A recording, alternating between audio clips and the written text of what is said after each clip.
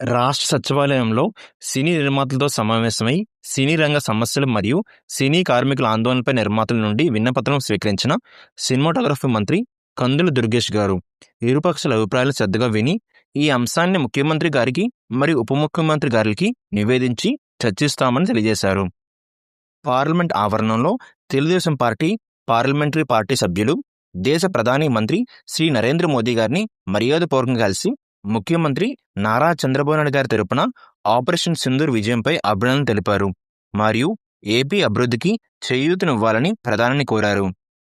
Ukraine అధ్యక్షుడు జెలెన్స్కీతో PM Modi ఫోన్లో మాట్లాడారు. ఉక్రెయిన్లో నెలకొన్న తాజా పరిణామాలకు మోదీకి ఉక్రెయిన్ అధ్యక్షులు వివరించారు. శాంతి స్థాపనకు భారత్ కట్టుబడి ఉంది. శాంతియుత పరిష్కారానికి మా మద్దతు ఎప్పుడూ ఉంటుందని భారత ప్రధాని నరేంద్ర మోదీ సహకారం కొనసాగుతుందని వెల్లడించారు. బ్యాంక్ అకౌంట్లో కనీస బ్యాలెన్స్ పరిమితిని 50,000 పెంచుతూ ఐసీసీఐ తీసుకున్న నిర్ణయంపై విమర్శలు వస్తున్న వేళ ఆర్బీఐ గవర్నర్ సంజయ్ మల్హోత్రా స్పందించారు. కనీస సగటు బ్యాలెన్స్ ఎంత ఉండాలనేది బ్యాంకులు ఇష్టం. కొన్ని బ్యాంకులు 10,000 ఫిక్స్ చేస్తాయి, మరికొన్ని బ్యాంకులు 2,000 ఉంచుతాయి, మరికొన్ని కనీస బ్యాలెన్స్ నిబంధనలు ఎత్తివేస్తాయి. ఇది ఆర్బీఐ నియంత్రణ పరిధిలోకి రాదని ఆయన వెల్లడించారు. రేపు జరిగే పులివెందుల జెడ్పీటీసీ ఉప ఎన్నికల్లో టీడీపీ గెలుస్తుందని హోంమంత్రి అనిత ధీమా వ్యక్తం చేశారు.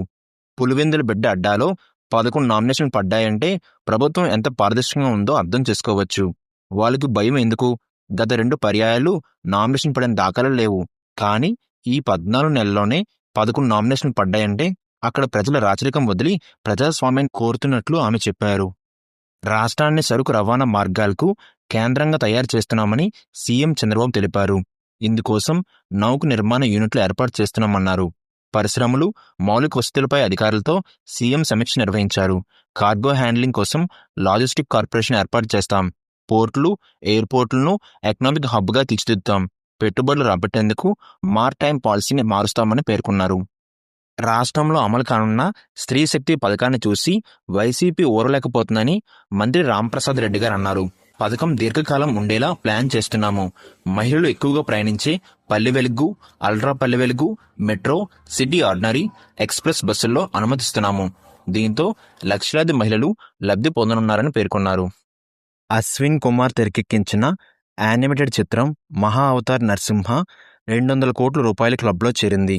ఈ చిత్రం ఇప్పటి వరకు 210 కోట్లు గ్రాస్ కలెక్ట్ చేసిందని మేకర్స్ ప్రకటించారు. దీంతో కన్నడ ఇండస్ట్రీలో ఈ ఘనత సాధించిన 4వ చిత్రంగా నిలిచింది. ఓట్లు చోరీ వ్యవహారంపై ఇండియా కూటమి నేతలు పార్లమెంట్ వద్ద నిరసన ర్యాలీ చేపట్టారు.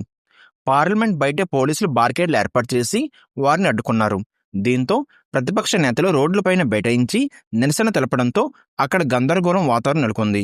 కాగా పార్లమెంట్ నుంచి ఎలక్షన్ కమిషన్ కార్యాలయం వరకు ర్యాలీ చేపట్టాలని ప్రతిపక్ష ఎంపీలు, నేతలు ముందే పిలుపునివ్వగా కేంద్రం అనుమతి నిరాకరించింది.